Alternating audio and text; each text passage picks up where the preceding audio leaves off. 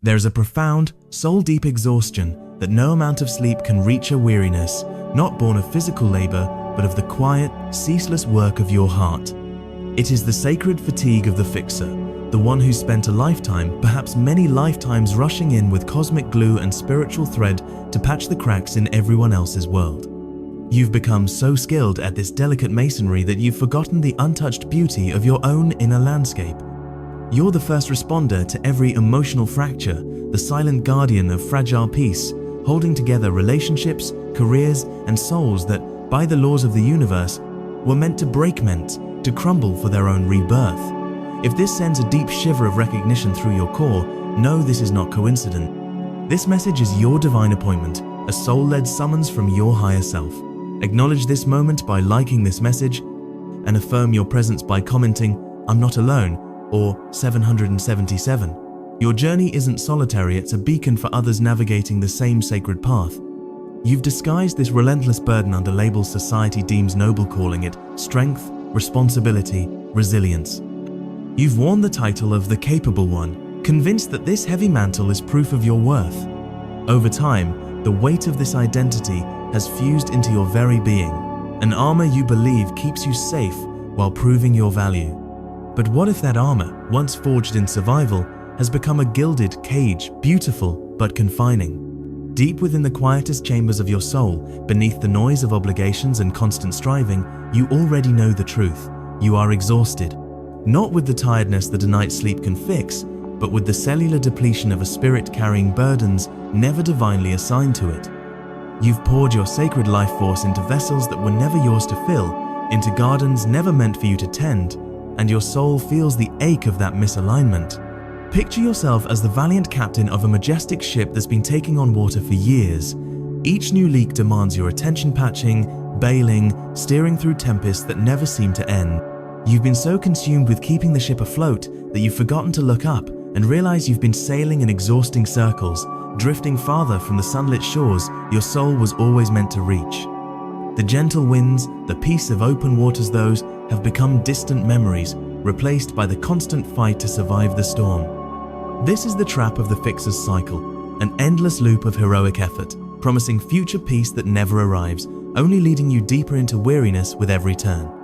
Let this truth settle in your heart. You are not broken, nor are you flawed. You are simply entangled in a deeply conditioned vibrational loop, a frequency of repair that has overshadowed the brilliance of your true essence. This loop is cunning, a master illusionist that convinces you your worth is tethered to how useful you are, how much you can fix. And so, you're pulled back, over and over, into trying to heal people who have no desire to elevate their frequency souls, who prefer their brokenness because it excuses them from the work of growth. They don't see your radiant light as sacred, but as a resource to be consumed, a battery to be drained. You keep pouring yourself into circumstances that have already revealed their truth, clinging to the false hope that more effort, more sacrifice will change the outcome. But the universe doesn't respond to force-8 moves in alignment. You've been trying to resolve a spiritual equation with the wrong variables, shaping puzzles that were never meant to fit. In doing so, you've whittled away at your own brilliance, making yourself smaller, quieter, easier just to sustain an illusion of harmony that was never yours to maintain. But hear this, it was never your picture to complete. This damaging pattern extends far beyond your romantic relationships. It stealthily seeps into your professional life, your creative ambitions, and most critically, your sacred relationship with your own divine self. You find yourself in a constant state of trying to fix yourself, not from a place of genuine, loving self-discovery, but because somewhere along your journey, a powerful and deeply damaging seed of belief was planted in the fertile ground of your soul. The belief that you, in your most raw, authentic, and unfiltered state, are simply not enough. Someone, or some pivotal experience, taught you the painful lesson that love, acceptance, and safety were conditional things you had to earn through your performance and perfection. And so, the great performance of your life began, a role you have played so convincingly that even you have started to believe it is who you are. But it is not. It is merely a costume, and it is time to take it off. But here, now, is the sacred truth that the universe is whispering directly into your soul, a truth that cuts through the noise and speaks to the very essence of your being. Some things are not meant to be repaired. They are not problems to be solved by your intellect or your will. They are cycles to be completed, divine lessons to be fully integrated into your consciousness. Some structures in your life are meant to fall not as a punishment, but so that you can finally see the vast open sky more clearly. Some relationships are meant to end, not because of a failure of love, but so that you can finally, at long last, cultivate a deep and unwavering relationship with your own higher self. Some of the most painful feelings are not meant to be fixed, numbed, or suppressed. They are sacred messengers, divine couriers from your soul, designed to be felt, to be honored, and ultimately, to be released. They are the unerring compass of your spirit, relentlessly pointing you back toward your true north, back to alignment. And most importantly, some versions of you, the ones that were built on foundations of fear, obligation, and survival, are meant to die. The people pleaser, the one who constantly apologizes for their own existence, the one who silences their own divine truth to maintain a fragile and false peace, these are not your authentic self. They are brilliant, intricate constructs, survival mechanisms that your resilient spirit created to navigate past traumas and unsafe environments. But you are no longer in that past. To continue to cling to them is to keep yourself tethered to an old, heavy timeline, an outdated vibrational reality that can no longer support the magnificent evolution of your soul. A great and glorious rebirth is waiting for you. A more authentic, aligned, vibrant, and powerful version of your being is standing at the threshold, ready to emerge. But it cannot take its rightful place until you are willing to let the old you go. This requires a sacred funeral, a conscious and loving release of the self you thought you had to be, so that the self you were truly born to be can finally take its first, exhilarating breath of freedom. You find yourself caught in a mental loop, a recurring thought that whispers, if I just try a little harder, if I am a little more patient, if I can just find the perfect words or the right approach, it will finally work. But what if the divine lesson encoded in this frustrating experience isn't about trying harder at all? What if, instead, it's about the profound and courageous act of surrender? What if it's about summoning the spiritual strength to finally let go of what has repeatedly and definitively shown you through painful experience after painful experience that it cannot give you the deep, abiding peace your soul so desperately craves? The amount of life force energy you are expending in this futile effort is staggering. Imagine for a moment all the books on relationships and self-help you have consumed, the countless seminars you have attended, the new and complex routines you have adopted, all in the noble service of becoming a better version of yourself. But take a moment for a brutally honest self-inquiry. Who were you truly trying to be better for? Was it for you, for the genuine joy and unbridled expansion of your own soul? Or was it a subconscious effort to finally become acceptable, worthy, or lovable to someone who was never and will never be capable of seeing the divine, immeasurable worth that you already possess? This is not true growth. It is a subtle but devastating form of self-betrayal cleverly disguised as self-improvement. It is a long and exhausting performance enacted to earn a love that, by its very divine nature, should have been unconditional from the start. To believe that you must relentlessly fix yourself in order to be worthy of love is to fundamentally misunderstand the sacred, universal laws of existence. You are a direct extension of source energy, a spark of the divine, born of pure love, and your worth is inherent, absolute, and utterly non-negotiable. It is not something that can be earned through struggle, nor can it be diminished by imperfection. Now, a quiet but persistent voice is rising from the depths of your being. It is not a scream of protest, it is not a desperate demand. It is a gentle, steady, and loving whisper from your own higher self, your inner oracle. And it is saying with unmistakable clarity, this is not working anymore. This simple, profound truth is not a judgment against you. It is not a declaration of your failure. It is a sacred invitation. It is a luminous doorway opening into a new reality. And perhaps, for the very first time in your life, you are realizing that this is not another problem you need to fix. This is a truth you finally need to listen to. The fear that immediately arises when you contemplate this is immense and palpable. It's the primal fear of letting go of the familiar, the fear of what lies in the space after the known struggle, the deep-seated fear of starting over with no guarantees of a better outcome. This fear is a potent, ancient force.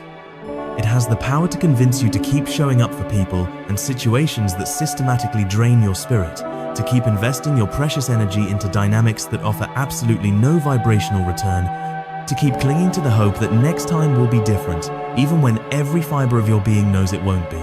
But you must understand that just behind that wall of fear lies your long-awaited freedom. Behind that illusion of terror is the very peace you've been so desperately seeking through all your tireless efforts. What you are truly afraid of is not the vastness of the unknown, but the release of a core identity that has defined you for so long. Who are you, if you are not the fixer? Who are you, if you are not the strong one, the ever-responsible one, the one who silently and stoically holds it all together? This is the quiet terror that keeps so many beautiful souls trapped in painful, repeating cycles of suffering. The idea of surrender feels like the ultimate failure, but in the realm of spiritual truth, it is the highest and most courageous act of power. Let us look to the great, wise world around us for our lessons. Nature, in its perfect and cyclical wisdom, understands the profound art of letting go. A mighty oak tree does not desperately cling to its dead, brown leaves in the heart of winter, terrified by the emptiness of its own branches. It releases them with grace, trusting implicitly that this act of surrender is absolutely necessary for the vibrant new growth that is destined to arrive in the spring.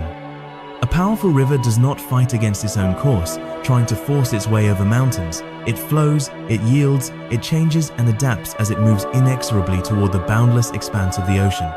The sun, the very source of our light, disappears completely every single night, and yet the world does not descend into panic. It rests, it trusts in the immutable promise of the dawn. Letting go is not an unnatural act. It is the very rhythm of life, the sacred pulse of the cosmos. It is the forcing of what no longer fits, the desperate clinging to what has already expired. That is what truly goes against the divine, natural flow. And so often the real act of letting go is not a grand, theatrical, dramatic explosion. It is not about burning bridges in a satisfying blaze of righteous anger. More often than not, it is a cumulative series of small, quiet, almost imperceptible moments of choice.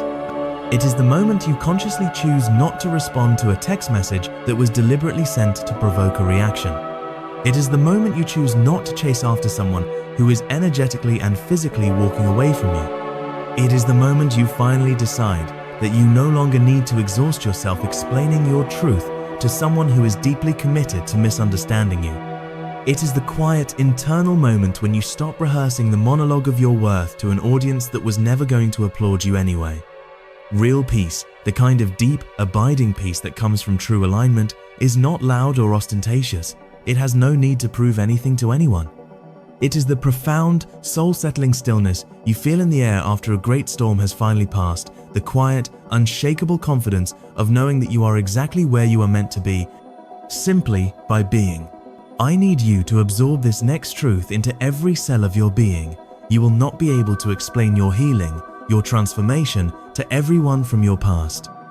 It is a difficult but liberating reality that some people in your life are only comfortable with and attached to the version of you that needed their fixing, or the version of you that was always available to fix them. Your state of spiritual dis-ease, your insecurity, your self-doubt made them feel at ease. Your perceived brokenness was a strange and distorted mirror that validated their own sense of stability or superiority. They knew exactly how to navigate the landscape of your self-doubt, but they have absolutely no idea how to relate to the sovereign power of your wholeness. As you begin to consciously and deliberately pull away from the chaotic frequency of panic and step into the calm, steady vibration of peace, they will not recognize you. They may even resist you, judge you, or try to pull you back into the old, familiar dynamic. And that is perfectly, profoundly okay. Your sacred assignment on this earth is not to remain broken just to make other people feel more secure in their own lives. Your divine purpose is not to keep shrinking yourself, to play small, just because your radiant expansion and growing light intimidates them. Your job, your only true and sacred job, is to liberate yourself. Not through force, not through more fixing, but through the gentle, graceful act of surrendering to what is already, and has been for a long time, trying to leave your energetic field. You do not have to fight this battle anymore. You simply have to stop resisting the profound wisdom that your soul already knows and has been trying to communicate to you all along. One of the most insidious and dangerous traps on the spiritual path is the tendency to confuse sheer emotional effort with genuine emotional alignment. Please hear this. Just because you are putting in the work, the daily journaling, the dedicated meditation, the consistent therapy sessions does not automatically mean you are on the right path for your soul's highest evolution. Some of the most draining and exhausting chapters of our lives are, in fact, filled with the most heroic effort, yet they lead us in circles absolutely nowhere new. And why is this? It is because effort alone, no matter how intense, does not create peace. Alignment does. You can recite positive affirmations from dawn till dusk, but if you then willingly walk back into an environment or a relationship that is fundamentally, vibrationally misaligned with your core truth, you are simply engaging in a futile and spirit-crushing battle. Your soul does not respond to checklists, to-do lists, or complex productivity systems. It responds, and only responds, to the clear, resonant frequency of truth. And sometimes, the most profound and life-altering truth is that you do not need to do more. You actually need to stop.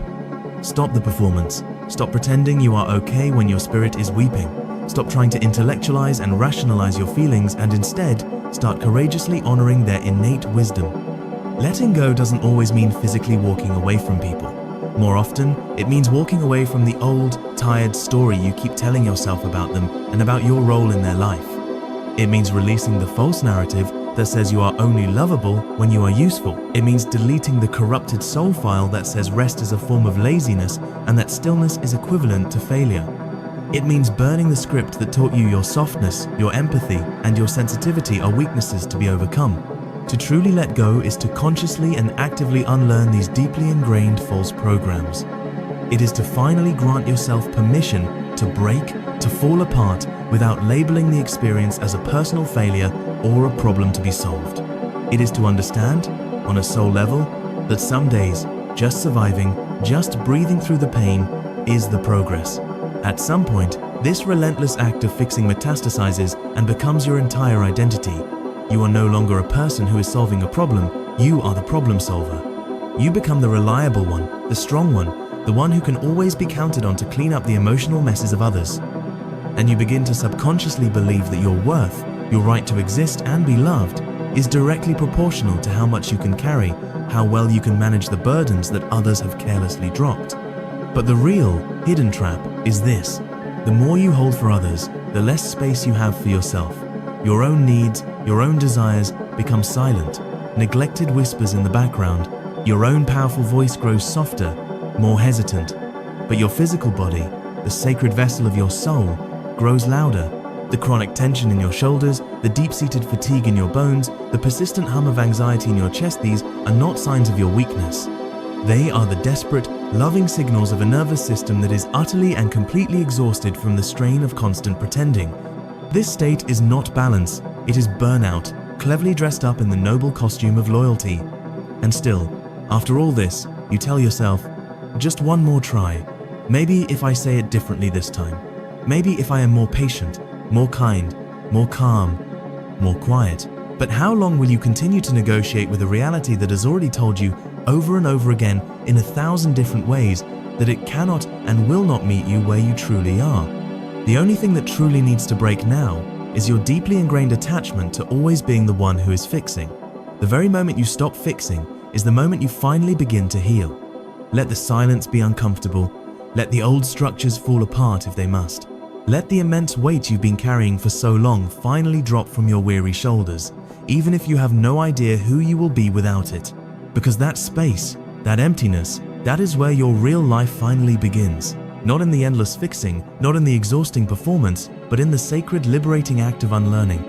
Let that be your new, sacred work. Not to make everything okay for everyone else, but to stop believing it is your job too. Say it to yourself now. Let the vibration of it settle in your bones. I am done fixing what is not mine.